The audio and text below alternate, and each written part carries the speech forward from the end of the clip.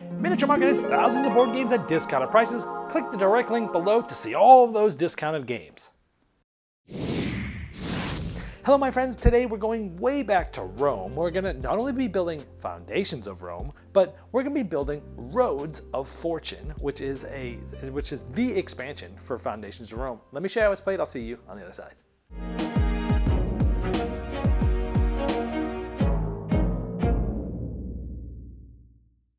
Now with this expansion, you're going to get a lot of things. Some of them are these little pieces. Each player's going to get 2 of the pieces of their color. And I put them on the side here so you can see what they look like. They have like sort of an eagle and a helmet and a harp and some fire and a bull. These are going to be placed out on the board on the roads that I'll show you in just a moment. There's a lot of cards that come with the game as well. We'll go over this in just a minute. But some of these like this are new goals, like objectives, like most size 1 and 2 buildings. I'll show you those cards at the end. Now the main part of this expansion are roads. On each side of the board there'll be a road placed like this. You just place it on like this, and now at the end of the round, but before you start era scoring, you're going to be able to use these roads. Now what happens is whoever has the most influence gets to place first. Influence is the total size of all your buildings. So like this is a size 3, so let's just say they have sort of 3 influence. This one has 1, this one has 1. So purple's going to be in first place, and they're going to be able to take their big thing here, and they're going to be able to select one of these goals, one of these benefits. So like they'll get population. Now they'll actually have a little token that comes with the game, so you can keep track of it as well. But you'll get 1 population. You can get 3 points, or you can go here and get either 2 coins or 1 point. And second place, well, it's tied, right? Well, if you're tied, it goes to the letter closest to A in this row. So in this case, this beats this because it's A. And so maybe they take the 3 points, and then red would get 1 population. So that's how that sort of works. Now this is interesting, is that this piece is actually for both roads because, again, each 4 sides. So is this one. So then you'd go to the next one. And if this is how it looked, it's tied 1 to 1. Well, now this player has it because the way it works is tie is always the letter closest to A, but if it's in one of these columns, then it's the number closest to 1. So this one actually, having the corners is good because you'll actually be influencing both sets of roads here. And so this is, hey, take first player marker, or you can take 1 point. All players give you 2 coins, or you can take 2 points or 3 points. This one just gives, hey, the player with the most civic buildings gets a population. Players with the most commercial buildings gets 2 points. Players with the most residential buildings gets 3 coins or 1 point. So this just depends on who has this types of buildings on this edge. You'll get a certain reward depending on the type of building you're putting there. Here you can swap 2 lot markers, which is really good, or 1 point, or you could swap one of your buildings with one from the board of the same size, or 2 points, or you can take 3 points. So these are the types of things that these boards do. Now when you win these stay here to the end of the next era. That's when they're pulled off. So what happens is if you end up winning, you can win more than 2. You only get 2 of these. But if you win more than 2 of them, you end up having to use some of your little lot markers, which means you actually have less pieces to put on the board, so it's a little bit of a self-balancing act there. Now there's 8 of these double-sided boards that you use for the base game, and then there's 4 double-sided boards specific for the solo game. Now some of these have to do with specific expansion modules. Like you could play with this one if you're playing with the trading and stealing module, or this one if you're playing with public objectives, or this one if you're playing with monuments, or this one if you're playing with objectives, and so on and so forth. For example, like this one coming up here has to do with you're playing with the player role. So there's all sorts of lots of variety of the ones that you can play, especially if you're playing with the expansions. In addition to that, there's more cards that come in the game.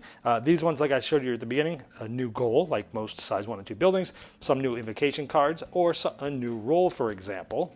Now it also comes with 19 new monument cards, so 1 for each of the monuments, and these just give you a different requirement. So the Temple of Vulcan, now if you play with this monument, you have 2 choices. You can play with this card, which is must own the largest building or be tied for largest, or you can play with the base game's requirement. You can just kind of swap it in or out, so it gives you even more variability of playing with the monument module. And lastly, they have a new insert that fits the expansion components and all the base game components, and it doesn't take up any more room.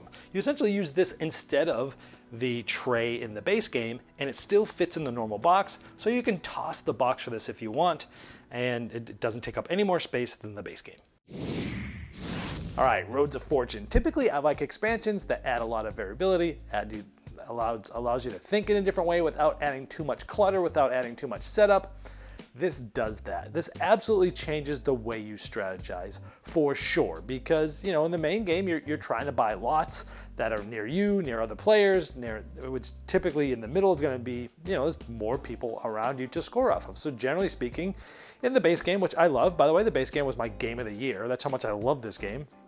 I never actually thought it. I didn't ever feel like, this thing needs an expansion, because it already had like 4 or 5 different modules that were part of sort of the big base game package, and I never really felt like it's still missing something, right? And so it's one of those things. It's like, oh, there's an expansion. Well, I already have a bunch of them that kind of came with it, but it really does change the way you strategize, because the edge value or the edge lots have increased in value now. So now when you see A1 come out, early in the game, normally you'd be like, I'm not buying that thing. And it's one of the ones that's usually like, left towards the end of the round. People are like, playing chicken. Who's going to get out of the round? Who's going to end the round? Okay, someone's going to buy A1, right? But now, like, those edge lots have an increased value, so people are buying those, and it really just changes a lot of the game. Because people are buying those, they're not necessarily buying the ones that people would normally be buying, right? And so you're trying to decide, should I really buy this lot over here? It's in the middle. It's probably close to these two things. Or should I buy this edge one because I really want this ability at the end? It really does change the strategies of the game a lot, without a lot of downtime, without a lot of setup. It's pretty streamlined, but you should expect that from Emerson, right? So I like that some of the roads themselves have selectable bonuses on them, where like, hey, if you have the biggest majority, you get to select first. If not, maybe second, and so on and so forth. And I like that. And I also like that the road bonuses trigger before era scoring, because some of those things can give you things that will affect your scoring. Like some of them might add population, for example, and maybe you were last in population and now you're in second to last, and now that's a big swing, because instead of getting 3 points for population, maybe you're getting 10, right? And so I like that those things score you for can affect the era scoring, and it's like another layer of depth there. Winning many roads can definitely inhibit lot purchasing. I like that too, because you only have 2 of those little pedestals to place out there. Now, if you have more majorities than that, you've got to use one of your little tokens that you normally place when you buy a lot. So if you're doing really heavy road investing on the edges, it's going to just limit the amount of like lots you can have out there without having to build on them. So it actually presses you in a different way, and I think that is just a very simple mechanism, but which is one that's so thoughtful and works so well, because if you go heavy in that strategy, it's going to affect you in other areas of the game. You can't just go all in on these things, and I like that too. I like that there's not a lot of induced rules here. I mean, it's pretty simple. Majorities, you've got 4 different roads each time, and just go. It's very easy, very light on the rules, but definitely adds a lot to think about. I like that these are double-sided, and many of the opposite sides have to do with the expansion modules. So some of them have to do with the big monument. Some of them have to do with the stealing and trading, and so on and so forth. So depending on the modules that you're playing with or not playing with, you've got things to think about there. There's also a special board for solo mode. I did not try those. I don't typically play a lot of games solo, but if you are a solo player this game, this expansion works with that. It has boards that are specific for that. So overall, this does exactly what I want an expansion to do. It fits in the main box. It comes with that new insert where everything from the base game fits, plus the new stuff, because it sort of replaces the tray. So you don't need keep an extra box for storage. You don't have to teach a lot more rules, but it does add it. This is the type of expansion I like.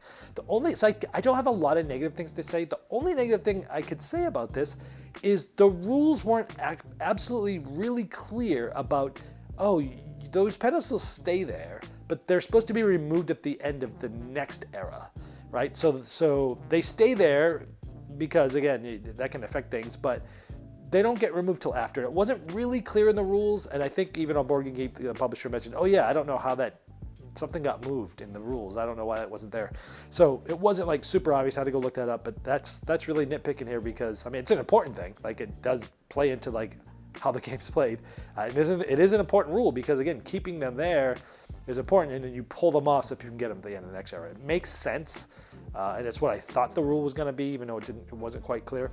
But that's just a little minor nitpick. If you like Foundations of Rome and you were like me and you're like, I love the game, it's amazing, it has a lot of little mini module expansions, I don't think I need another one.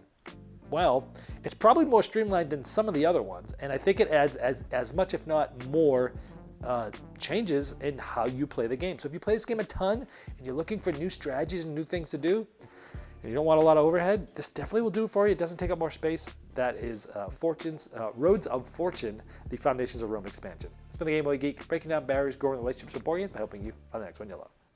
Game Toppers upgrades every game you play, and they'll be launching the 4.5 Kickstarter this July, which will introduce the new Galactic Minecraft Game Topper, as well as new miniature game terrain packs, leg kit options, dining covers, accessories, and amazing package deals. Game Toppers will be at the Origins Game Fair in Columbus, Ohio, June 19th to 23rd at booth C2119, where some of these new items will be demoed, so stop by there or check them out at GameToppersLLC.com.